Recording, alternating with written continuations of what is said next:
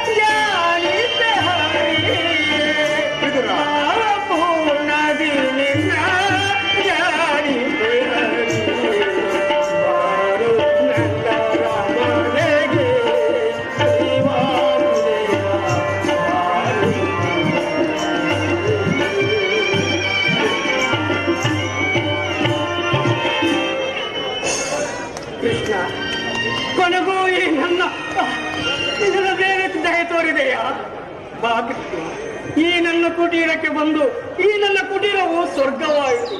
ಈ ನಿನ್ನ ದಿವ್ಯ ದರ್ಶನದಿಂದ ಈ ನನ್ನ ಕಣ್ಣುಗಳು ಸಾರ್ಥಕವಾದವು. ನಾ ಮಾಡಿದ ನೂರಾರು ಪಾಪ ಕರ್ಮಗಳು ಹಿಂದೆ ಪರಿಹಾರವಾದವು. ಬಾ ಕೃಷ್ಣ, ನಿನಗೆ ಕುಡಿಯಲು ಹಾಲನ್ನು ಕೊಡುವುದು.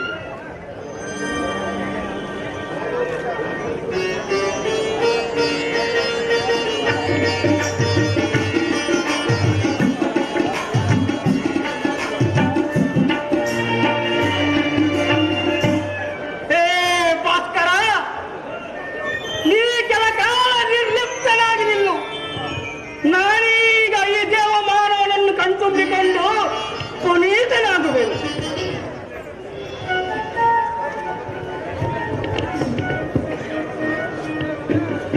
ವಿದುರ, ನೀಯನ್ನ ನಿಜ ಭಕ್ತರಯ್ಯ. ನಾನಿಂದು ಹಸ್ತಿನಾವತಿಗೆ ರಾಜ್ಯ ಸಂಧಾನಕ್ಕಾಗಿ ತೆರಳುವ ಮಾರ್ಗ ಮಧ್ಯದಲ್ಲಿ ನಿನ್ನ ಯೋಗಕ್ಷೇಮವನ್ನು ವಿಚಾರಿಸಲೆಂದು ಬಂದೇನಯ್ಯ. ಹಾಗಲೇ ಪ್ರಭು, ಈ ನಿನ್ನ ದಿವ್ಯ ದರ್ಶನದಿಂದ ನಾನೂ ಕೂಡ ಇಂದು ಕೃತಾರ್ಥನಾದೆನು. ಆದರೆ ಪ್ರಭು, ನಿನ್ನಲ್ಲಿ ನನಗೊಂದು ಬೇಡಿಕೆ ಇದೆ. ಹೇಳುವಿದ್ರ? ಪ್ರಭು, ನಾಳೆ ಹಸ್ತಿನಾಪುರದಲ್ಲಿ ನಡೆಯುವ ಸಂಧಾನ ಸಭೆಯಲ್ಲಿ ನೀನು ಭಾಗವಹಿಸುತ್ತಿರುವೆ. ಆ ಸಂಧಾನ ಸಭೆಯಲ್ಲಿ ಪಾಂಡವರು ವನವಾಸ ಅಜ್ಞಾತವಾಸವನ್ನು ಮುಗಿಸಿಕೊಂಡು ತಮ್ಮ ಕಾರ್ಯವನ್ನು ಮುಗಿಸಿರುತ್ತಾರೆ. ಅವರಿಗೆ ಈಗ ಸಿಗಬೇಕಾದ ನ್ಯಾಯೋಚಿತವಾದ ಅರ್ಧ ರಾಜ್ಯವನ್ನು ಕೊಡು ತಂದೆ. ಇದೇ ನನ್ನ ಬೇಡಿಕೆ. ವಿದುರ, ಇಂದು ಕೌರವ ಪಾಂಡವರಿಗೆ ಯುದ್ಧವು ಸಂಭವಿಸುವ ವ್ಯವಸ್ಥೆ ನಿರ್ಮಾಣವಾಗುತ್ತಿದೆ. ಅದಕ್ಕೋಸ್ಕರ ಆ ಯುದ್ಧವನ್ನು ತಡೆಯುವ ಉದ್ದೇಶದಿಂದಲೇ ನಾನಿಂದು ಹಸ್ತಿನಾವತಿಗೆ ತೆರಳುತ್ತಿದ್ದೇನೆ. ದುರ್ಯೋಧನನ ಸಭೆಗೆ ಹೋಗಿ ದುರ್ಯೋಧನನ ಸಂಧಿಗೆ ಸಮ್ಮತಿಸಲು ಪ್ರಯತ್ನಿಸುತ್ತೇನೆ. ಸರ್ವಮಂಗಳ ನಿನ್ನ ಆಯ್ತು ಸಫಲವಾಗಲಿ. ಕೃತಾರ್ಥನಾಗಲು ಸ್ವಾಮಿ.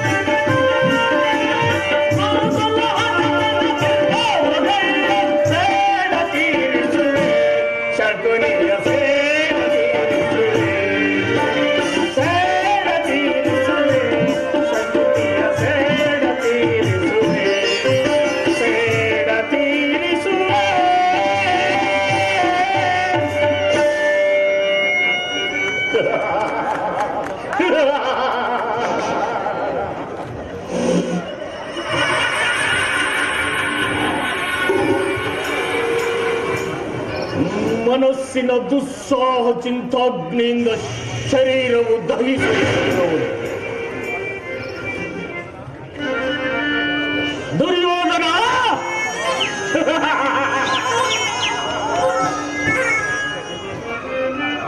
ನನ್ನ 100 ಜನ ಸಾಗರರನ್ನು ಬಂಧನದಲ್ಲಿಟ್ಟು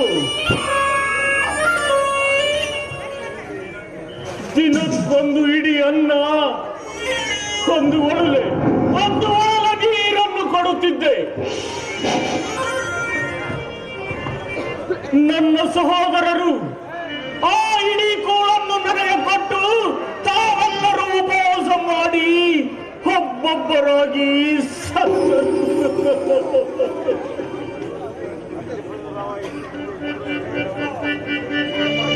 ಮೃತ್ಯುವಿನ ಕೊನೆಯ ಉಚ್ಛ್ವಾಸದಿಂದ ನಿನ್ನನ್ನು ಶಪಿಸುತ್ತ ಆ ಘೋರ ಹಿಂಸೆಯ ಪ್ರತಿಶೋಧದ ಭಾರವನ್ನು ನನಗೊಪ್ಪಿಸಿ ಸತ್ತು.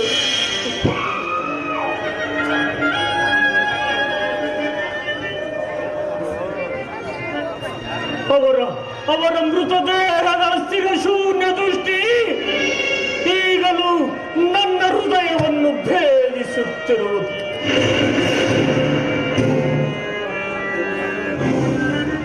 ಕುರು ರಕ್ತದ ಅಜಸ್ರದೊರೆಯಿಂದ ಪುನಃ ಅವರನ್ನು ಉಜ್ಜೀವನಗೊಳಿಸುವೆ.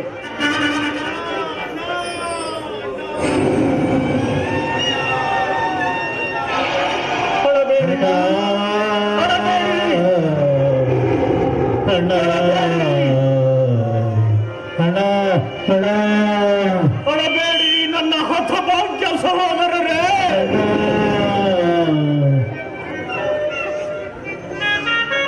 ದುರ್ಯೋಧನರ 99 ಮಂದಿ ತಮ್ಮಂದಿರ ಚಿನ್ನರುಂಡಗಳಿಂದ ನರಕದಲ್ಲಿ ನಿಮಗೆ ನಿರಾಜನವನ್ನು ಮಾಡಿಸುವುದು.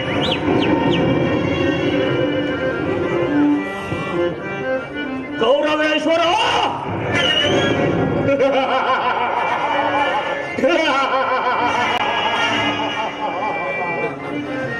ನರಕದ ಭಯಂಕರ ಹಿಂಸೆಗಿಂತಲೂ ಕುರುಕ್ಷೇತ್ರದಲ್ಲಿ ಈ ಶಕುನಿಯಿಂದ ನಿನಗಾಗುವ ಹಿಂಸೆಯು ಭಯಾನಕವೆನಿಸುವುದು.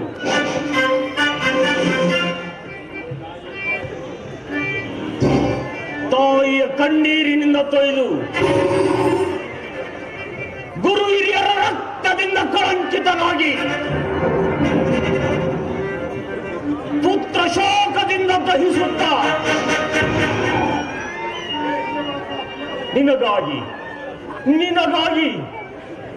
ನಿನಗಾಗಿ ಒಂದು ನಿಟ್ಟುಸಿರು ಬಿಡುವರಿಲ್ಲದೆ ನರಕದ ಮಾರ್ಗವನ್ನೇ ಹಿಡಿಯುವೆ.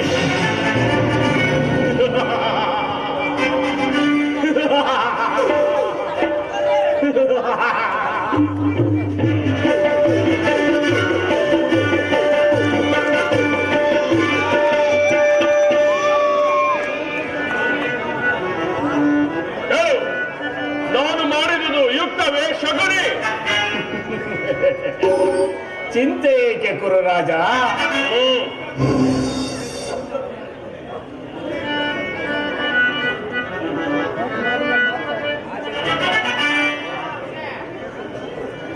ಚಿಂತೆ ಏಕೆ ಕುರುರಾಜ? ಜಯದ್ರಥ ಕೃತವರ್ಮಾದಿಗಳು ನಿನ್ನ ಸಹಾಯಕ್ಕಾಗಿ ಸೈನ್ಯ ಸಮೇತರಾಗಿ ಹೊರಟರೆಂದು ದೂತನು ಈ ದಿನ ಸಮಾಚಾರವನ್ನು ತಂದನಲ್ಲವೇ?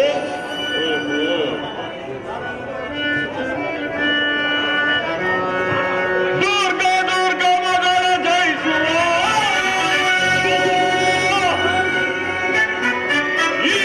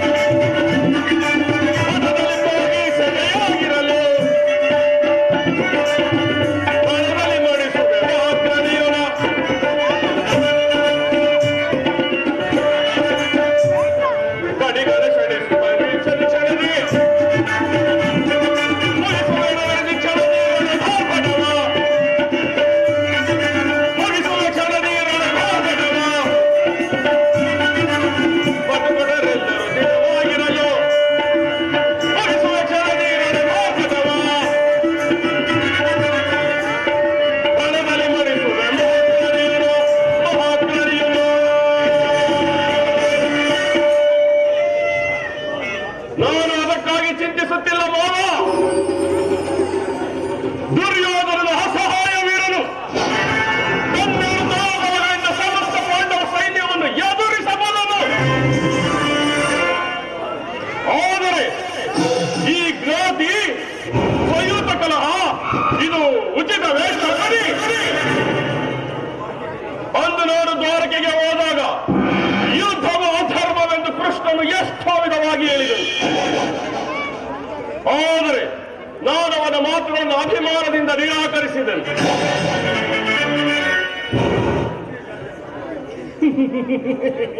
ಕೃಷ್ಣನು ಕ್ಷತ್ರಿಯ ಜಾತಿಯ ಪರಮ ವೈರಿ. ಅವನ ಮಾತು ಪರಿಗ್ರಾಹ್ಯವಲ್ಲ.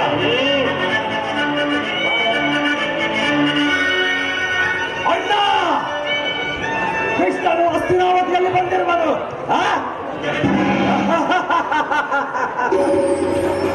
ನಾಳಿನ ಪ್ರಾಂತ ಕಾಲದ ರಾಜಸಭೆಯಲ್ಲಿ ಶಾಂತಿ ಸಂಧಾನವನ್ನ ನಡೆಸಬಲ್ಲದೆ.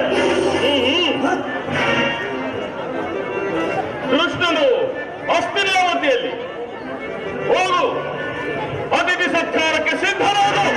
ಅಲ್ಲ, ಆ ತಪ್ಪಿದ ಗೋಪಾಲಕನು ನಮ್ಮ ಸರ್ಕಾರವನ್ನು ತಿರುಚಿ ಅವನ ರಾಜಪ್ರಸಾದವನ್ನು ದಾಟಿ ಆ ದರಿದ್ರ ಮನೆಯನ್ನು ಆಶ್ರಯಿಸಿದವನು.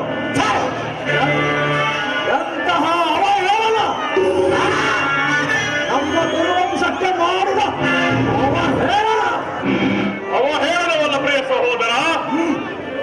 ಯದುಪತಿಯು ಭಕ್ತಪರಾಧೀನನು. ವಿದುರನಂತಹ ಭಕ್ತನು ಆತನಿಗೆ ಮಾತಾಡಿರುವರು. ಈ ದಿನ ಭಕ್ತರ ಸತ್ಕಾರವನ್ನು ಸ್ವೀಕರಿಸಿ ನಾಳೆ ನಮ್ಮ ಮಂದಿರಕ್ಕೂ ಬರುವನು. ಚಿಂತಿಸಬೇಡ ತಮ್ಮ, ಹೋಗು.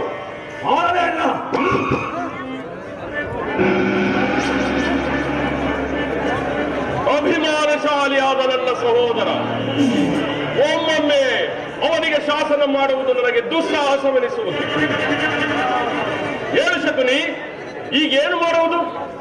ಕೃಷ್ಣನ ಸಂಧಾನಕ್ಕೆ ಸಮ್ಮತಿಸುವುದೇ? ಕೃಷ್ಣನು ಶಾಂತಿಗಾಗಿ ಇಲ್ಲಿಗೆ ಬಂದವನಲ್ಲ. ಕೌರವೇಶ್ವರನ ಆಗಿದ್ದರೆ ಕೌರವೇಶ್ವರನ ಸಾರ್ವಭೌಮ ವೈಭವವನ್ನು ತೃಣೀಕರಿಸಿ ಆ ದಾಸಿ ಪುತ್ರನ ಜೋಪಡಿಯನ್ನು ಆಶ್ರಯಿಸುತ್ತಿದ್ದರೆ ಆರಂಭದಲ್ಲಿಯೇ ಸಹಿಸಲಾಗದಂತಹ ಅಪಮಾನ. ಭಕ್ತಿ ವೈರಾಗ್ಯಗಳ ನೆವದಿಂದ ವಂಚಿತನಾಗಿ ಈ ಅಪಮಾನವನ್ನು ನೀನು ಹೇಗೆ ಸಹಿಸುವ ಶ್ರೀಯೋಧನ? ಕೃಷ್ಣನಲ್ಲಿ ನಿನಗೆ ಇಷ್ಟೊಂದು ದ್ವೇಷ ಶಕುನಿ? ಅವನು ಕ್ಷತ್ರಿಯ ಕುಲದ ಕಳಂಕ ಸ್ವರೂಪ. ಭರತ ವರ್ಷದಲ್ಲಿ ಕ್ಷತ್ರಿಯರನ್ನು ನಿರ್ಮೂಲ ಮಾಡಲೆಂದೇ ಅವನು ಅವತರಿಸಿದ. ಅವನ ವೈರಾಗ್ಯ ಪ್ರದರ್ಶನಕ್ಕೆ ಮರುಳಾಗಿ ಯಾರು ಅವನನ್ನು ಭಗವಂತನ ಅವತಾರವೆಂದು ಪೂಜಿಸುವರೋ ಅವರನ್ನೇ ಧ್ವಂಸ ಮಾಡುವರು. ಶಿಶುಪಾಲ, ಜರಾಸಂಧ ಇವರು ನಿನಗೆ ಎಂಥ ಮಿತ್ರರಾಗಿದ್ದರು. ಕಾರಣವಿಲ್ಲದೆ ಅವರನ್ನು ಸಂಹರಿಸಿದ. ಕಂಸನನ್ನು ವಧಿಸಿ ಅರಳು ಮರಳಿನ ಮುದುಕನಾದ ಉಗ್ರಸೇನನನ್ನು ಸಿಂಹಾಸನದಲ್ಲಿ ಹೆಸರಿಗೆ ಕುಳ್ಳಿರಿಸಿರುವನು. ಸಹೋದರನನ್ನು ಸುರಪಾನದಿಂದ ಪ್ರಮತ್ತನನ್ನಾಗಿ ಮಾಡಿ ರಾಜಲಕ್ಷ್ಮಿಯನ್ನು ತಾನು ವಶಪಡಿಸಿದರು. ಇಂಥವನಿಗೆ ಮನ್ನಣೆ? ಹಾಗಾದರೆ ನನ್ನನ್ನು ದ್ವಾರಕ್ಕೆ ಕಳಿಸಿದ ಶಕುನಿ? ಆ ನಂದ ಗೋಪನ ಮನೆಯ ಬಾಗಿಲಲ್ಲಿ ನಿನ್ನ ಸಹಾಯವನ್ನು ಬೇಡುವುದು ದುರ್ಯೋಧನನಿಗೆ ಉಚಿತವಾದ ಕಾರ್ಯವೇ? ಅದಕ್ಕೊಂದು ಉದ್ದೇಶವಿತ್ತು ದುರ್ಯೋಧನ. ಕಾಳ ಸರ್ಪದ ವಿಷದ ಹಲ್ಲನ್ನು ಕಿತ್ತು ಬಳಿಕ ಅದರೊಡನೆ ಆಡಬಹುದಲ್ಲವೇ? ಕೃಷ್ಣನಿಗಿಂತ ಅವನ ವಿಜಯೋನ್ಮತ್ತ ಯಾದವ ಸೈನ್ಯವು ಹೆಚ್ಚು ನಿನಗೆ ಅವಶ್ಯಕವಾಗಿತ್ತು. ಯದುಪತಿಯನ್ನು ಯಾದವ ಸೈನ್ಯದಿಂದಲೇ ನಾಶ ಮಾಡುವ ಸುಯೋಗವು ಈಗ ನಿನಗೊದಗಿರುವುದು. ಕೃಷ್ಣನು ಸೈನ್ಯ ಸಮೇತನಾಗಿ ನಿನ್ನ ಪಕ್ಷವನ್ನು ವಹಿಸಿದ್ದರೆ ಅವನ ಸಹಾಯವನ್ನು ನಿರಾಕರಿಸಬೇಕಾಗುತ್ತದೆ. ನನಗೆ ನೀನು ಬೇಡ, ನಿನ್ನ ಸೈನ್ಯವು ಮಾತ್ರ ಬೇಕು ಎಂದು ನಿಸ್ಸಂಕೋಚವಾಗಿ ಹೇಳಬೇಕಾಗುತ್ತಿತ್ತು. ಆದರೆ ಅರ್ಜುನನು ನಿನ್ನನ್ನ ಸಂಕಟದಿಂದ ಉದ್ಧಾರ ಮಾಡಿ. ಕೃಷ್ಣನು ನೀನು ಹೇಳುವಂತಹ ವಂಚಕನಿರಬಹುದು, ಆದರೆ ಅವನ ಮೇಲಿನ ದ್ವೇಷದಿಂದ ಆ ಪಾಂಡವರನ್ನು ಹಿಂಸಿಸಬೇಕಾಗಬಹುದು.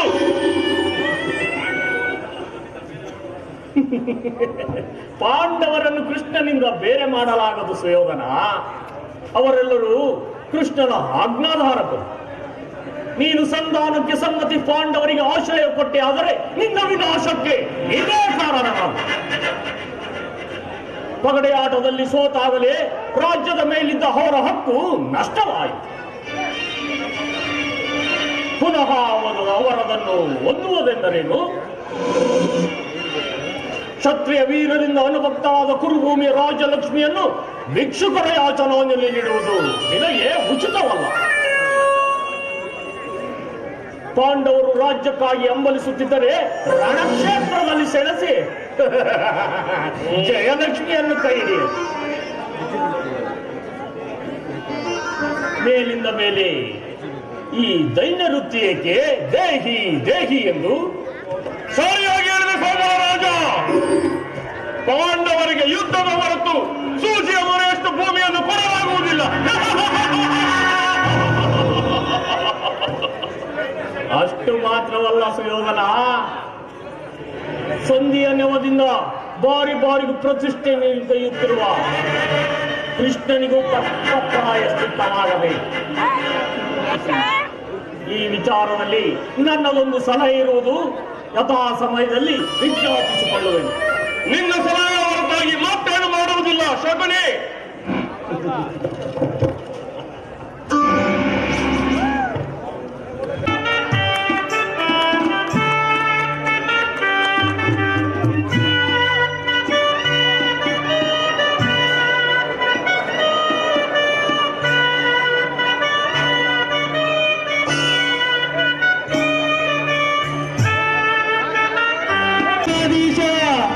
ಪ್ರಖಂಡ ಪ್ರಣಮಿತ ಪಾದಾರವಿಂದ ಗೋವಿಂದ ಸಕಲ ಪ್ರಣಾಮವತ್ತ ಲಕ್ಷ್ಮಣ ಅಧ್ಯಕ್ಷ ಪ್ರಬಲ ಪ್ರತಾಪಾರಣ್ಯ ಭಾವ ಧೋಳಿ ಪ್ರಭಾವ ಯದುಕುಲಾಪಾಯ ಪಾರವಾರ ಆಕಾಶುರಾಕರ ದುಷ್ಟ ಪ್ರಾಣ ದುರ್ವೀಕರ ಪೂರ್ವಾನಂದ ಸ್ವರೂಪ ಪೂರ್ಣಾವತಾರ ವಾಸುದೇವ ಕೇಶವ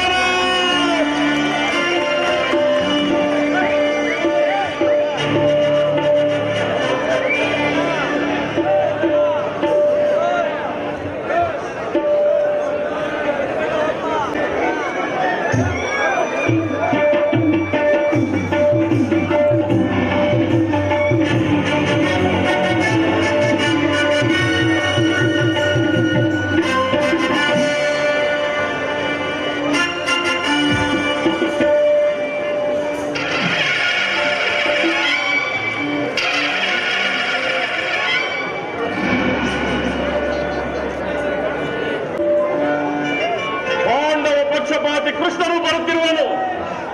ಯಾರು ಗೌರವ ಕೊಡದಿರದು.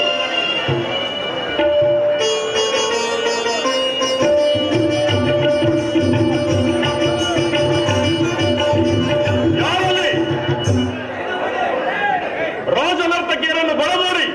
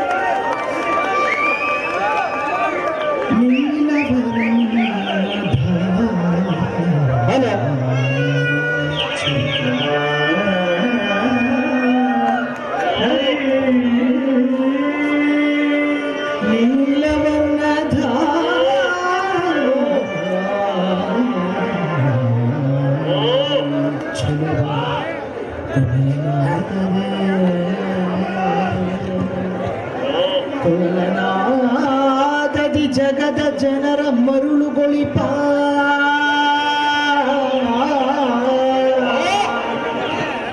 ನಮ್ಮ ಶ್ರೀಹರಿ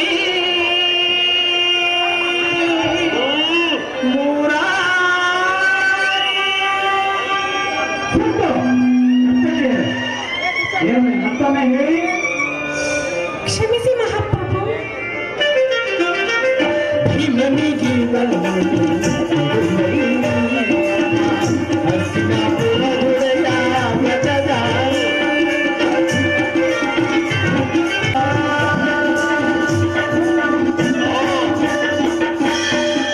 ಯಾರಲ್ಲಿ ರಾಜ ನರ್ತಕಿಯರಿಗೆ ಬಕ್ಷಿಸನ್ನು ಕೊಟ್ಟು ಕಳುಹಿಸಿ. ಕಟ್ಟು ಕಳಿಸಿ. ಕೃಷ್ಣ, ಬಂದ ಸಮಾಚಾರವೇನು? ದುರ್ಯೋಧನ,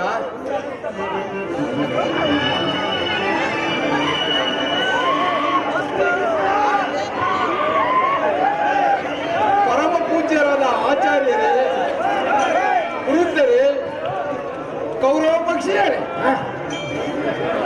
ನಾನು ಈ ದಿನ ಪಾಂಡವರ ರಾಯಭಾರಿಯಾಗಿ ಬಂದಿದ್ದೇನೆ. ಅವರು ಕಳಿಸಿದ ಅಭಿಮತವನ್ನು ನಿಮ್ಮ ಮುಂದಿಡುವುದು ನನ್ನ ಅಭಿಮತ. ಗುರು ಪಾಂಡವರ ಭವಿಷ್ಯ ರಾಜಕಾರಣ ವ್ಯವಸ್ಥೆಯು ಇಂದು ನಿರ್ಣಯಿಸಲ್ಪಡುವುದರಿಂದ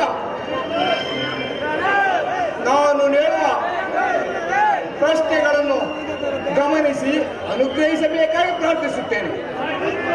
ಈ ವಿಷಯದಲ್ಲಿ ನೀವು ಉಪೇಕ್ಷೆ, ಪಕ್ಷಪಾತ, ಅಸಂಬದ್ಧ ಪ್ರಲಾಪ, ಆತುರ ಮುಂತಾದ ಭಾವನೆಗಳನ್ನು ತ್ಯಜಿಸಿ ತೀರ್ಪು ನೀಡಬೇಕಾಗಿದೆ. ಈ ರೀತಿ ಆಗದೇ ಇದ್ದರೆ ಮುಂದಾಗಬಹುದಾದಂತಹ ಎಲ್ಲ ಅನರ್ಥಗಳಿಗೂ ನೀವೇ ಕಾರಣರಾಗುವಿರಿ. ಈಗ ನಿಮ್ಮ ಮುಂದಿರುವ ಪ್ರಶ್ನೆಯು ಸಮಗ್ರ ಭಾರತದ ಕ್ಷತ್ರಿಯ ರಾಜರ ಅಸ್ತಿತ್ವ ನಾಸ್ತಿತ್ವಗಳನ್ನು ನಿರ್ಣಯಿಸಲ್ಪಡುವುದು ಎಂಬುದನ್ನು ಗಮನಿಸಿ. ಪವಿತ್ರವಾದ ಈ ಭರತ ಭೂಮಿಯನ್ನು ಶಾಂತಿಯ ಅಮೃತಧಾರೆಯಿಂದ ಅಭಿಷೇಕ ಮಾಡುವಿರೋ ಅಥವಾ ಭಯಂಕರ ರಕ್ತಧಾರೆಯಿಂದ ಈ ಮಾತೃಮೂರ್ತಿಯನ್ನು ತೋರಿಸುವಿರೋ? ಈ ಎರಡರಲ್ಲೊಂದು ಪ್ರಶ್ನೆಯು ಇತ್ಯರ್ಥಪಡಬೇಕಾಗಿದೆ. ಮಿತ್ರರೇ, ಬಂದ ವಿಷಯವನ್ನು ಈ ಪೀಠಿಕೆಯಲ್ಲೇ ಕಾಲಹರಣ ಮಾಡದೆ ಮುಖ್ಯ ವಿಷಯಕ್ಕೆ ಬರುತ್ತೇನೆ. ಕಾಪಾಟ ದ್ಯೂತದಲ್ಲಿ ಪರಾಜಿತರಾದ ಮೇಲೆ ಪಾಂಡವರು ವನವಾಸ, ಅಜ್ಞಾತವಾಸಗಳನ್ನು ಮುಗಿಸಿಕೊಂಡು ಹಸ್ತಿನಾವತಿಗೆ ಹಿಂದಿರುಗಿದರಲ್ಲವೇ? ಇನ್ನು ನಿಮ್ಮ ವಾಗ್ದಾನವು ಉಳಿದಿದೆ. ಅವರು ನನ್ನೊಡನೆ ಈ ರೀತಿ ಸಂದೇಶವನ್ನು ಕಳಿಸಿದ್ದಾರೆ. ಪ್ರತಿಜ್ಞೆಯಂತೆ ನಾವು ನಡೆದುಕೊಂಡೆವು. ಇನ್ನು ತಾವು ನೀಡಿದ ವಾಗ್ದಾನದಂತೆ ನಮಗೆ ಬರಬೇಕಾದ ಅರ್ಧ ರಾಜ್ಯವನ್ನು ಕೊಡಿ ಎಂದು. ಸಭಾಸದರೇ, ಪಾಂಡುರಂಗರ ಈ ವಿನಯ ವಚನಗಳನ್ನು ಕೇಳಿದಿರಲ್ಲವೇ? ಬಾಲ್ಯದಿಂದಲೂ ನೀವು ಅವರ ಮೇಲೆ ತೋರುತ್ತಿದ್ದ ದೀರ್ಘ ವೈರವನ್ನು ಅವರು ಮರೆತು ನಿಮ್ಮೊಂದಿಗೆ ಶಾಂತಿಯಿಂದಿರಲು ಸಿದ್ಧರಾಗಿದ್ದಾರೆ. ವಿಷಭೋಜನ, ಕಪಟದ್ಯೂತ, ಸರ್ಪಬಂಧ ಇವೆಲ್ಲಕ್ಕಿಂತಲೂ ಮಿಗಿಲಾಗಿ ದ್ರೌಪದಿಯ ಮಾನಭಂಗದಂತಹ ಮಹಾಪರಾಧಗಳನ್ನು ಕ್ಷಮಿಸಿ ಅವರು ತಮಗೆ ಬರಬೇಕಾದ ಅರ್ಧ ರಾಜ್ಯವನ್ನು ತಮ್ಮ ಮುಂದೆ ಯಾಚಿಸುತ್ತಿರುವಾಗ ಈ ಸುಸಮಯವನ್ನು ತಾವು ವ್ಯಕ್ತ ಮಾಡದೆ ಶಾಂತಿ ಮತ್ತು ಸಮಾಧಾನಗಳಿಗೆ ಪ್ರಯತ್ನಿಸಿ. ಧೃತರಾಷ್ಟ್ರ ರಾಜೇಂದ್ರ, ನೀನಿದುವರೆಗೂ ನಿನ್ನ ಮಕ್ಕಳನ್ನು ಸ್ವೇಚ್ಛಾಚಾರಿಗಳಾಗಿ ಬಿಟ್ಟಂತೆ ಮುಂದೆಯೂ ಬಿಡುವೆಯಾದರೆ ಅಪಾರ ದುಃಖಕ್ಕೀಡಾಗಿವೆ. ಕಣ್ಣೀರು ಕಾಲುವೆಯಾಗಿ ಹರಿಯುವುದಕ್ಕೆ ಅವಕಾಶ ಮಾಡಿಕೊಡಬೇಡ. ಪಾಂಡವರು ನಿಮ್ಮ ಮಕ್ಕಳಲ್ಲವೇ? ಆ ಮಕ್ಕಳಿಗೆ ಆಶಯವನ್ನು ನೀಡುವಂತೆ ಪ್ರಾರ್ಥಿಸುತ್ತೇನೆ ಮಹಾರಾಜ. ಸರ್ವಜ್ಞನಾದ ನಿನಗೆ ಹೆಚ್ಚಿಗೆ ಹೇಳುವ ಅವಶ್ಯಕತೆ ಇಲ್ಲ. ಅವರ ಸಂದೇಶದೊಡನೆ ನನ್ನ ಸಂದೇಶವನ್ನು ಸೇರಿಸಿದ್ದೇನೆ. ಇನ್ನು ವಿಚಾರಗಳು ಕರ್ತವ್ಯಗಳನ್ನು ನಿರ್ಣಯಿಸುವುದು ಪ್ರಾಜ್ಞರಾದ ನಿಮ್ಮೆಲ್ಲರಿಗೂ ಸೇರಿದೆ.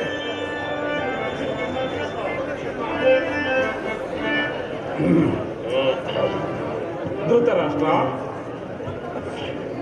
ಪ್ರಿಯ ಪುತ್ರರೇ, ಸಭಾಸದರೇ, ಶ್ರೀಕೃಷ್ಣನು ನಿಮ್ಮ ಮುಂದೆ ನಿರೂಪಿಸಿದ ರಾಜಕಾರ್ಯವನ್ನು ನೀವೆಲ್ಲರೂ ಕೇಳಿದಿರಲ್ಲವೇ? ನೀವು ಆ ಸಲಹೆಗಳನ್ನು ಮನ್ನಿಸಿ ಅದರಂತೆ ನಡೆಯುವಿರೆಂದು ನಾನು ನಂಬಿದ್ದೇನೆ. ಶಾಂತಿ ಸಂಧಾನದ ಈ ಸಮಯವನ್ನು ವ್ಯರ್ಥ ಮಾಡುವುದರಿಂದ ಮುಂದೆ ಮೃತವೂ ವಿಷವಾಗಬಹುದು. ಕುಮಾರ, ದುರ್ಯೋಧನ, ನೀವು ಪಾಂಡವರು ಸಹೋದರರಲ್ಲವೇ? ನಿಮ್ಮಲ್ಲಿ ವಿರೋಧವೇಕೆ? ದುರಾಭಿಮಾನವನ್ನು ಬಿಟ್ಟು ಅನ್ಯೋನ್ಯ ಮೈತ್ರಿ ಎನ್ನುವುದು ಮೇಲಲ್ಲವೇ ಕುಮಾರ?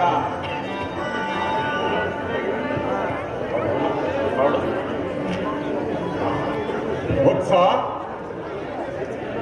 ದುರ್ಯೋಧನ, ಶ್ರೀಕೃಷ್ಣನ ಸಂದೇಶವು ಪಿತಾಮಹ ಭೀಷ್ಮರ ಉದ್ದೇಶವು ನನ್ನ ಆದೇಶವೂ ಒಂದೇ ಆಗಿದೆ. ಇನ್ನಾದರೂ ಯುದ್ಧದ ಚಿಂತನೆಯನ್ನು ಬಿಟ್ಟು ನಿನ್ನ ವೃದ್ಧ ಜನರಿಗೆ ಸಂತೋಷ ಉಂಟು ಮಾಡು. ಬಂಧು ಬಾಂಧವರ ರಕ್ತಪಾತದಿಂದ ಭರತ ಭೂಮಿಯನ್ನು ಅರಾಜಕವಾಗಿ ಮಾಡಬೇಡ. ಚೆನ್ನಾಗಿ ಯೋಚಿಸು. ದೌರ್ಭದ್ರಿಗೆ ಕಿರುಕೊಡಬೇಡ. ಪಾಂಡವರು ನಿನಗೆ ಸಹೋದರರಲ್ಲವೇ?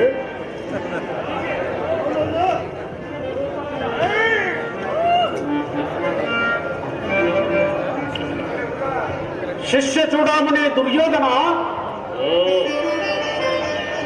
ಪಿತಾಮಹರಾದ ಭೀಷ್ಮರು ಧೃತರಾಷ್ಟ್ರ ರಾಜೇಂದ್ರರ ಅಭಿಪ್ರಾಯದಂತೆ ಶ್ರೀಕೃಷ್ಣನ ಸಲಹೆಯನ್ನು ಸ್ವೀಕರಿಸಿ ಸಂಧಿಗೆ ಸಮ್ಮತಿಸು.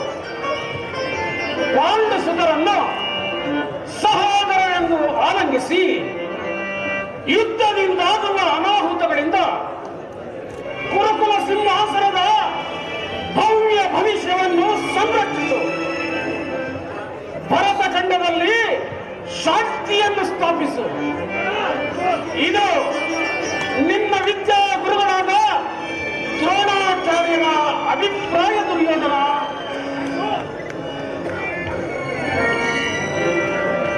ದುರ್ಯೋಧನ, ಈ ದಾಸಿ ಪುತ್ರನು ನನಗೆ ಉಪದೇಶ ಮಾಡುವರನ್ನು ಬರೋ ಅವರಲ್ಲಿವಿದು ನಿನ್ನ ಅರಣ್ಯ ರೋಧನವು ನಡೆಯಲಿ. ಹೌದು ದುರ್ಯೋಧನ, ಹೌದು. ನನ್ನ ರೋದನವು ಅರಣ್ಯ ರೋದನವೇ ಸರಿ. ನಿನ್ನಂತವರಿಗೆ ಸದುಪದೇಶ ಮಾಡಬಾರದೆಂದು ದೊಡ್ಡವರು ಹೇಳಿದ್ದಾರೆ. ಆದರೆ ಏನು ಮಾಡುವುದು? ಕೆಡುವವರನ್ನು ಕಂಡಾಗ ಅವರಿಗೆ ಸದುಪದೇಶ ಮಾಡುವುದು ಕರ್ತವ್ಯ. ನಾನೀಗ ಸುಮ್ಮನಿದ್ದರೆ ದೋಷ ಸಂಭವಿಸುವುದು. ಕುಮಾರ, ನೀನೀಗ ಯೌವನ ಮತದಿಂದ ಗರ್ಭಿತನಾಗಿರಬೇಕು. ರಾಜ್ಯ ಮತದಿಂದ ನಿನ್ನ ಕಿವಿಗಳು ಮುಚ್ಚಿ ಹೋಗಿವೆ.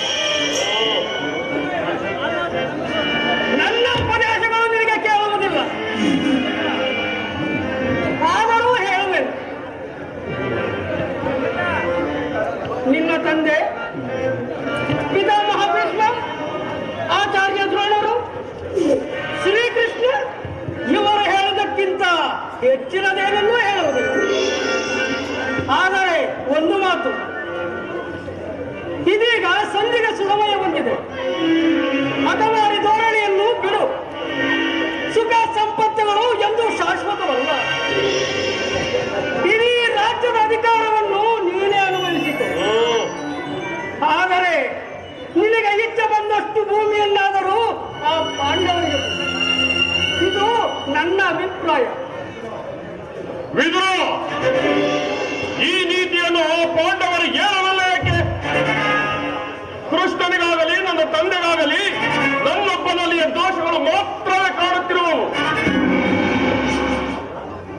ಆ ಪಾಂಡವರು ನಿರ್ದೋಷಿಗಳಲ್ಲವೇ?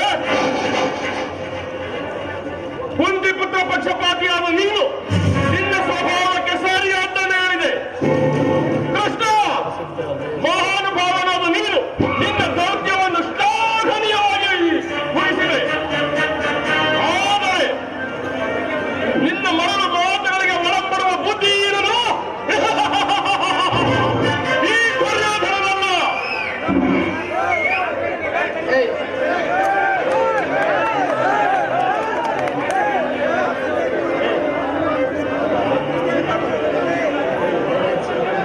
ಇದನ್ನು ಚೆನ್ನಾಗಿ ತಿಳಿದಿರು. ಇದು ಶುದ್ಧ ಕ್ಷತ್ರಿಯರ ರಕ್ತ. ಸ್ವಾಭಿಮಾನ ಶೂನ್ಯತೆ ಕಾಲಕ್ಕೂ ನೀರಲ್ಲ.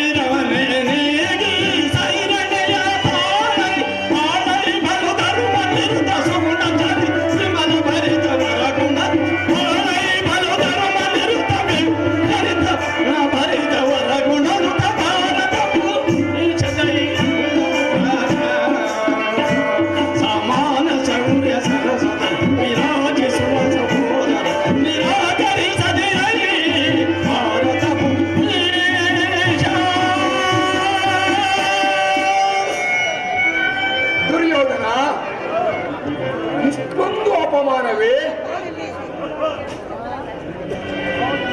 ಇದು ನಿನ್ನ ದುರಹಂಕಾರದ, ದುರಹಾಗ್ರದ, ದುಸ್ಸಹವಾಸದ, ದುರಾಶಯದ ದುರಾಭಿಮಾನ. ವಿಚಾರ ಮಾಡು ಕೌರವೇಶ್ವರ. ಕೃಷ್ಣ, ಸಾಕು ನಿನ್ನ ವಾಕ್ಪಟುತ್ವ. ಅದನ್ನು ನಾನು ಮೊದಲೇ ಬಲ್ಲೆ. ನಮ್ಮದು ದುರಾಗ್ರಹದ, ದುರಹಂಕಾರದ, ದುಸ್ಸಹವಾಸದ, ದುರಾಭಿಮಾನದ ಬಾಲೆ ಬಹಳ ಚೆನ್ನಾಗಿ ಹೇಳಿದೆ. ಹಾಗಾದರೆ ಕೇಳು, ಈ ಕೌರವನ್ನು ಸದೆ ಬರೆಯಬೇಕಂದರೆ ಆ ಭೀಮ ಅದು ದುರಾಗ್ರಹ.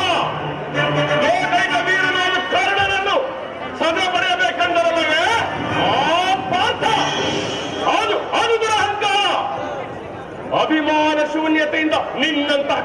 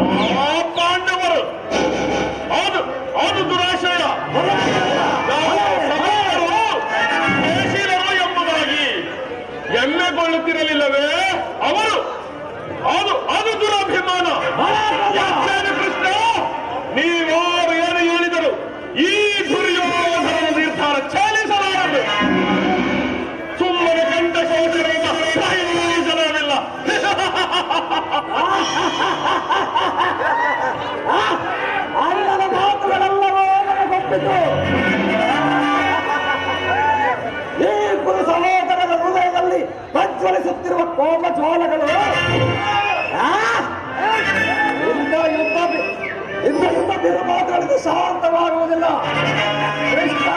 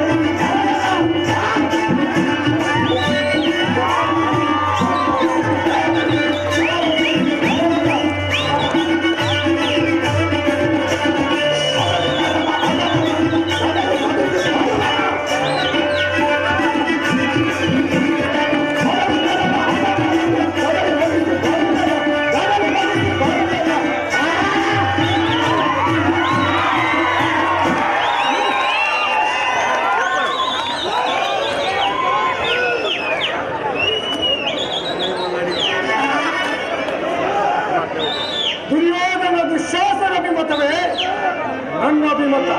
ಹೊರಗಿರೋದ ಅರ್ಜುನನ ಮೇಲೆ ನನ್ನ ಹಾಗೆ ತೀರದ ಹೊರತಾಗಿಯೂ ಈ ರಾಜನಿಗೆ ಮಿಷ್ಟಾನ್ನವು ರುಚಿಸುವುದಿಲ್ಲ. ರಾಜ ಬೇಡೈಸುವುದನೆ ತೋರಿ ಕಥಾದಿಗಳು ಕಥೆ ಬೇಡೈಸುವುದನೆ ತೋರಿ ಕಥಾದಿಗಳು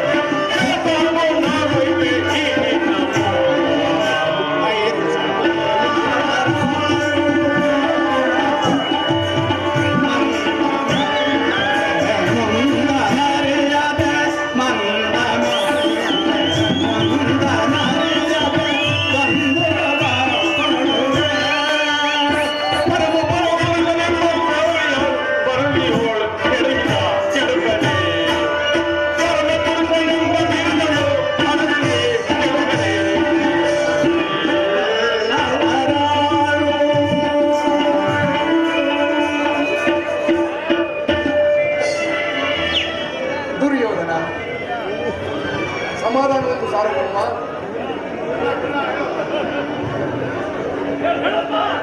ದುರ್ಯೋಧನ ದುಶ್ಯಾಸನ ಅಭಿಮತವೇ ನನ್ನ ಅಭಿಮತ.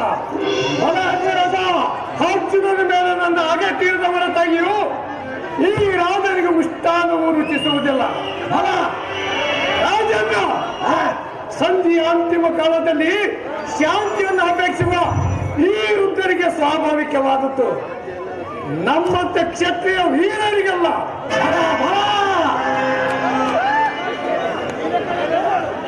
ಕರ್ಣ, ನೀನು ಅವರಂತೆ ಮಾತನಾಡುವೆಯಾ?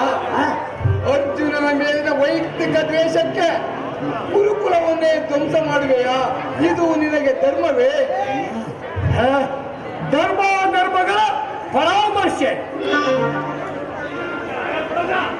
ನಿನ್ನ ಪ್ರಾಣ ಮಿತ್ರನಾದ ಅರ್ಜುನನ ಪಕ್ಷಪಾತ ಬುದ್ಧಿಯಿಂದ ಅರ್ಧ ರಾಜ್ಯವನ್ನು ಬೇಡುವುದಕ್ಕೆ ಬಂದಿಲ್ಲವೇ? ಇದು ನಿನ್ನ ಧರ್ಮವೇ? ಈ ನಿನ್ನ ಧರ್ಮಕ್ಕಿಂತ ನನ್ನ ಸ್ವಾಮಿ ಕೌರವೇಶ್ವರಿಗಾಗಿ ತನುಮಾನನ ಅರ್ಪಿಸುವ ನನ್ನ ಧರ್ಮವು ಮೇಲು. ಯದುಪತಿ, ನಿನ್ನ ಕೃತ್ರಿಮ ಸಂಧಾನಕ್ಕೆ ಖಂಡಿತವಾಗಿ ನಾವು ಒಪ್ಪುವುದಿಲ್ಲ, ಒಪ್ಪಲಾರೆವು.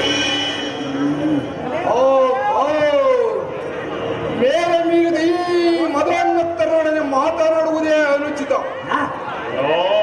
ಆದರೂ ಒಂದು ಮಾತನ್ನು ಹೇಳಿದ್ರೆ ದುರ್ಯೋಧನ, ಈ ನಿನ್ನ ಬಂಧು ಬಾಂಧವರನ್ನು ಈ ನಿನ್ನ ಸಹೋದರನು ಗುರು ಹಿರಿಯರನ್ನೊಮ್ಮೆ ದೃಷ್ಟಿಸಿ ನೋಡು. ನಿನ್ನೊಬ್ಬನ ಸಲುವಾಗಿ ಗುರುಕುಲವನ್ನೇ ಧ್ವಂಸ ಮಾಡುವೆ ಏಕೆ? ಪಾಪಾಶಯ.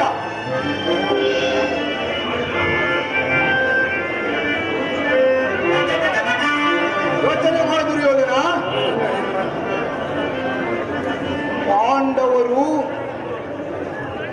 ನಿನ್ನ ಪುತ್ರನನ್ನು, ನಿನ್ನ ತಂದೆಯನ್ನು, ನಿನ್ನ ತಂದೆಯ ಪ್ರಭುತ್ವವನ್ನು ಅಂಗೀಕರಿಸುವರು. ನಿನ್ನನ್ನು ಯುವರಾಜನೆಂದು ಸನ್ಮಾನಿಸುವರು. ನಿಮ್ಮೆಲ್ಲರ ಸ್ನೇಹ, ಪ್ರೀತಿ, ವಿಶ್ವಾಸವನ್ನು ಬಿಟ್ಟು ಅವರು ಮತ್ತೇನನ್ನೂ ಕೇಳುವುದಿಲ್ಲ. ಯೋಚಿಸು ದುರ್ಯೋಧನ, ಇದು ಅತ್ಯಂತ ಮಹತ್ವದ ವಿಷಯ. ಈ ಅಲ್ಪ ಸಮಯದಲ್ಲಿ ಮಹಾಫಲವನ್ನು ಪಡೆಯುವೆ. ಶತ್ರುಗಳು ತಲೆಬಾಗಿ ನಿನ್ನ ಕ್ಷಮಾಭಿಕ್ಷೆಯನ್ನು ಬೇಡುವರು. ಮಿತ್ರರು ಪುಳಕಿತರಾಗಿ ನಿನ್ನನ್ನು ಆನಂದಿಸುವರು. ಈ ಸಾಮ್ರಾಜ್ಯ ಶಾಸನವು ನಿರಾಯಾಸವಾಗಿ ನಿನಗೊಲಿಯುವುದು. ಪಾಂಡು ನಂದನರೊಡನೆ ಸಮಾನ ಭಾವದಿಂದ ಕಾರ್ಯಾಚರಣೆ ಮಾಡುವುದರಲ್ಲಿ ಅವರ ಯತ್ನದಲ್ಲಿ ದೀಕ್ಷಿತರಾಗುವುದು. ಆಗ ವಿಶ್ವ ಜಗತ್ತು ನಿನ್ನನ್ನು ಅಪ್ರತಿಮ ವೀರೆಂದು ಹೊಗಳುವುದು. ಮಾನವ ಕೋಟಿಯು ಅಪ್ರತಿಮ ನರಪತಿ ಎಂದು ನಿನ್ನನ್ನು ಹೊಗಳುವುದು. ದುರ್ಯೋಧನ, ಪಾಂಡವರಿಗೆ ರಾಜ್ಯದ ಮೇಲಿರುವ ಹಕ್ಕನ್ನು ಒಪ್ಪಿಕೊಳ್ಳದಿದ್ದರೆ ಹೋಗಲಿ. ಈ ಸಂಧಿಗೆ ಸಮ್ಮತಿಸು. ದಾನವ ವಿಜಯಿ ಈ ಕೃಷ್ಣನು ಕೇವಲ ಪಾಂಡವರ ಸಲುವಾಗಿಯೇ ಅಲ್ಲ, ಮತ್ತಾರ ಸಲುವಾಗಿ, ನಿಮ್ಮ ಸಲುವಾಗಿಯೂ ಮುಂದೊದಗಬಹುದಾದಂತಹ ಭಯಂಕರ ಭೀಷಣ ಯುದ್ಧದ ಸಲುವಾಗಿ, ಆ ಯುದ್ಧದಲ್ಲಿ ಮಾನವ ಕೋಟೆಯನ್ನು ಉತ್ತರಿಸುವ ಸಲುವಾಗಿ ನಿನ್ನ ಬಳಿ ನಾನಿಂದು ಭಿಕ್ಷೆಯನ್ನು ಬೇಡುತ್ತಿರೋನು. ಭಿಕ್ಷೆ ಪ್ರದಾನ ಮಾಡು ಕೌರವೇಶ್ವರ.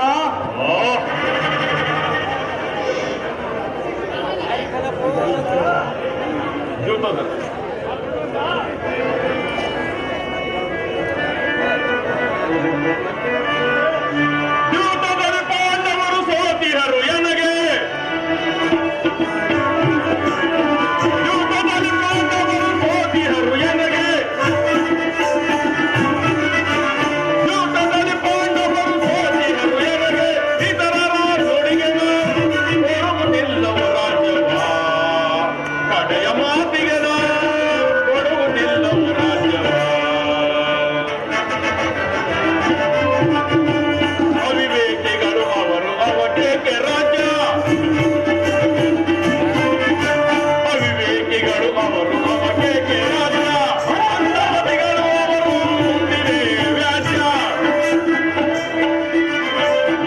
ಮಂದಮತಿಗಳು ಅವರು ಮುಂದಿದೆ ವ್ಯಾಜ್ಯ.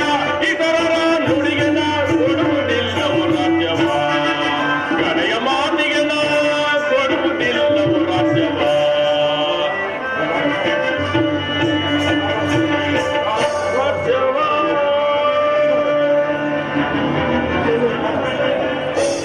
ಇದರಲ್ಲಿ ನನ್ನ ಅಪರಾಧವೇನು ಎದುರಾಜ? ಪಾಂಡವರು ಜೂಜಾಡಿ ರಾಜ್ಯಾದಿ ಸಂಪತ್ತನ್ನು ಕಳೆದುಕೊಂಡದ್ದು ನನ್ನ ತಪ್ಪೇ? ಸತ್ಯ ಪರಿಪಾಲನೆಗಾಗಿ ವನವಾಸ ಮಾಡಿದುದು ಅಧರ್ಮದ ಕಾರ್ಯವೋ? ಕೇಳುವಾಸನವ ಈ ವಿಸ್ತಾರವಾದ ಸಾಮ್ರಾಜ್ಯವನ್ನು ಶಾಸನ ಮಾಡುವುದು ಈ ದುರ್ಯೋಧನನ ಹೊರತಾಗಿ ಮತ್ತಾರಿಗೂ ಸಾಧ್ಯವಿಲ್ಲ. ಪಾಂಡವರು ಭಿಕ್ಷಾವೃತ್ತಿ ಅವರಿಗೆ ಯೋಗ್ಯವಾದ ಜೀವನ. ಧರ್ಮವೀರರಾದ ಅವರಿಗೆ ಈ ವಿಪುಲವಾದ ಸಾಮ್ರಾಜ್ಯವನ್ನು ಒಪ್ಪಿಸುವ ಅಪಮಾನವು ನನ್ನಿಂದಾಗದು. ಯುದ್ಧದ ಭಯವನ್ನು ತೋರಿಸುವ ಆ ಜನಾರ್ದನ ಯುದ್ಧವು ಕ್ಷತ್ರಿಯನ ಅರ್ಥ, ಕಾಮ, ಮೋಕ್ಷ ಮತ್ತು ಜೀವನದ ಏಕಮಾತ್ರ ಸಾಧನೆ. ಯುದ್ಧದ ಸಲುವಾಗಿ ಕ್ಷತ್ರಿಯ ಎಂದಿಗೂ ಭಯ ಪಡುವುದಿಲ್ಲ.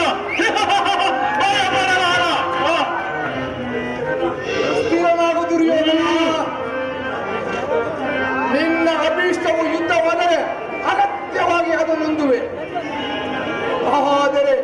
ಇದು ನಿನ್ನ ಯುದ್ಧವಲ್ಲ, ಭಯಂಕರ ಆತ್ಮಹತ್ಯೆ, ಪಾಪಾಶಯ, ಗುರುಕುಲದ ಕಳಂಕ ಸ್ವರೂಪ. ನಿನ್ನ ಅಪರಾಧಗಳೇನೆಂದು ಕೇಳುವೆಯೋ? ನಿನ್ನ ಅಪರಾಧಗಳು ಅಗಣ್ಯ.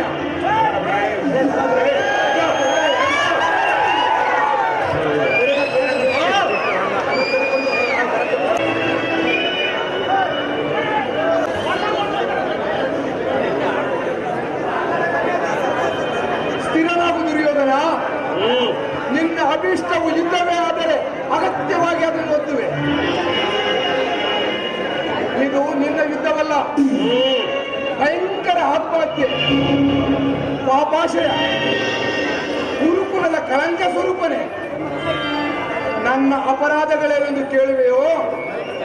ನಿನ್ನ ಅಪರಾಧಗಳು ಅಗಣ್ಯ. ರಾಜಸೂಯ ಯಾಗದಲ್ಲಿ ಪಾಂಡವರ ಸಂಪತ್ತನ್ನು ನೋಡಿ ಕರುಬಿದ ನೀನು ಈ ಶಕುನಿಯ ಸಲಹೆಯಂತೆ ಯುಧಿಷ್ಠಿರನನ್ನು ಕಪಡೆದೂತ ಕೆಳಗೆ ತಂದೆಯನ್ನು ಮರೆತೆಯಾ?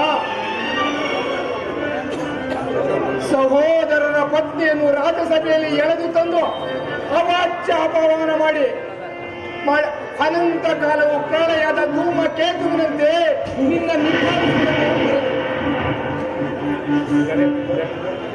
ಧರ್ಮನಿಷ್ಠರು, ಸ್ನೇಹಶೀಲರು, ಆತ್ಮೀಯ ಬಂಧುಗಳಲ್ಲಿ ಅಗಣ್ಯವಾದ ರಾಜ್ಯವನ್ನು ತೋರಿದೆ.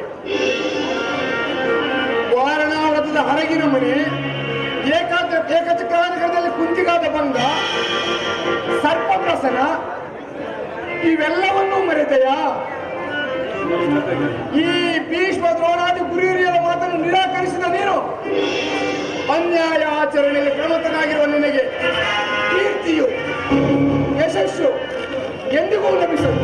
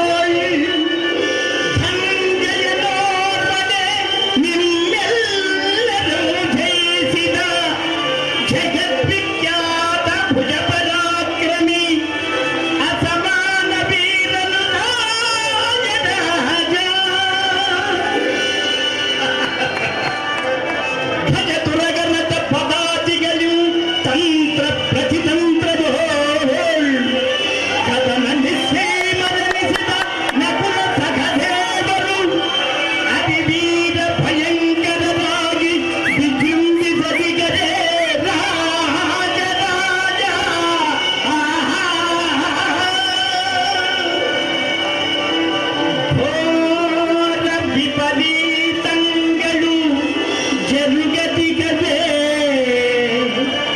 ಸಂಧಿ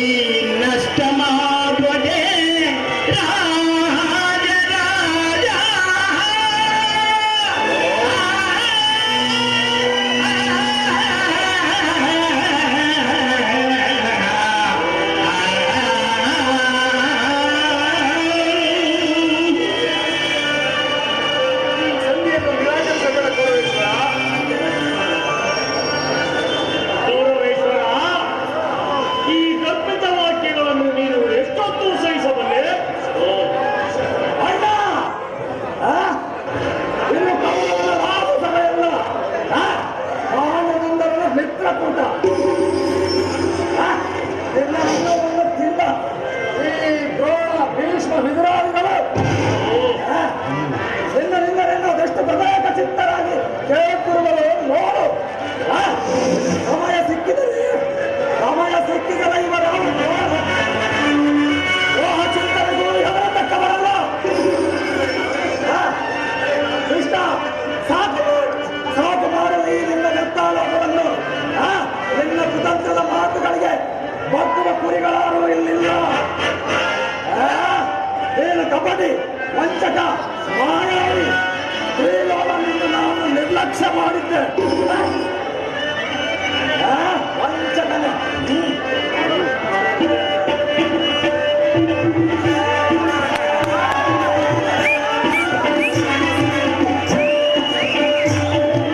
ದುಶಾಸನ ತಂತ್ರಕ್ಕೆ ಬದಲುವನೇ. ದುಶಾಸನ ತಂತ್ರಕ್ಕೆ ಬದಲುವನೇ.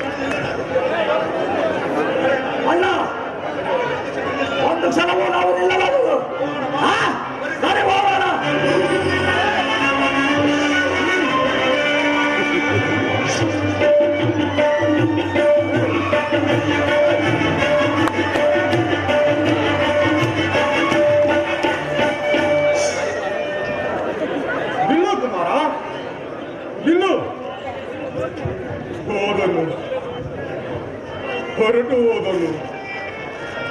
ಹೇ ಜನಾರ್ದನ, ಈ ಮದಾಂಧನನ್ನು ತಡೆಯುವರು ಯಾರು ಇಲ್ಲವೇ?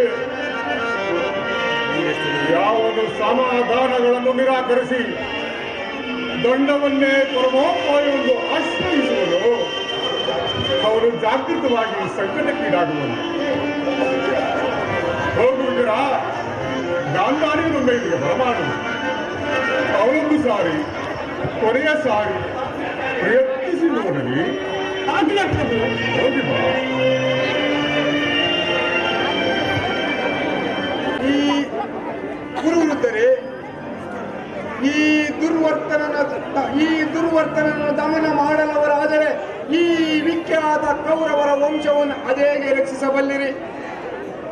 ನಿಮ್ಮ ಕಣ್ಣುಗಳ ಮುಂದೆ ಇಂತಹ ಅತ್ಯಾಚಾರವು ನಡೆಯುತ್ತಿದ್ದರೆ ಅದನ್ನು ತಡೆಯುವ ಇಚ್ಛೆ ನಿಮಗಿದ್ದರೆ ಈ ಕೂಡಲೇ ಶಕುನಿ, ದುರ್ಯೋಧನ, ದುಶ್ಯಾಸನ ಈ ಮೂವರನ್ನು ಬಂಧಿಸಿ ಬಂಧನದಲ್ಲಿರಿಸಿ ಪಾಂಡುನಂದನರೊಡನೆ ಸಂಧಿ ಮಾಡಿಕೊಳ್ಳಿರಿ. ಕುಲವನ್ನು ರಕ್ಷಿಸುವ ಸಲುವಾಗಿ ಒಬ್ಬ ಮನುಷ್ಯನನ್ನು, ಗ್ರಾಮದ ಸಲುವಾಗಿ ಕುಲವನ್ನು, ದೇಶದ ಸಲುವಾಗಿ ಒಂದು ಗ್ರಾಮವನ್ನು, ಆತ್ಮದ ಸಲುವಾಗಿ ಸರ್ವಸ್ವವನ್ನು ತ್ಯಜಿಸುವುದು ಧರ್ಮವೆಂದು ಶಾಸ್ತ್ರಗಳು ಹೇಳಿವೆ. ಅನೈಚ್ಛಿಕವಾದ ಈ ಯುದ್ಧದಿಂದ ಭಾರತ ಯೋಧರ ಪವಿತ್ರ ರಕ್ತವನ್ನು ಚೆಲ್ಲಲೇಕೆ? ಈ ಯುದ್ಧದಿಂದ ಮಾನವ ಜಾತಿಯನ್ನು ಉದ್ಧರಿಸುವ ಇಚ್ಛೆ ನಿಮಗಿದ್ದರೆ ಈ ಕೂಡಲೇ ನಾನು ಹೇಳಿದಂತೆ ಮಾಡಿ. ಹೇ ವಾಸುದೇವ, ಈ ದುರ್ವಿನಿತ ರಾಜಪುತ್ರರ ವರ್ತನೆಯಿಂದ ನನ್ನ ಹೃದಯದಲ್ಲೊಂದು ಜ್ವಾಲೆ ಹತ್ತಿ ಉರಿಯುತ್ತಿರುವುದು. ಆದರೆ ನಾನೇನು ಮಾಡಲಿ? ನಾನು ಅಂಧನು, ದುರ್ಬಲನು, ಪರಾಧೀನನು.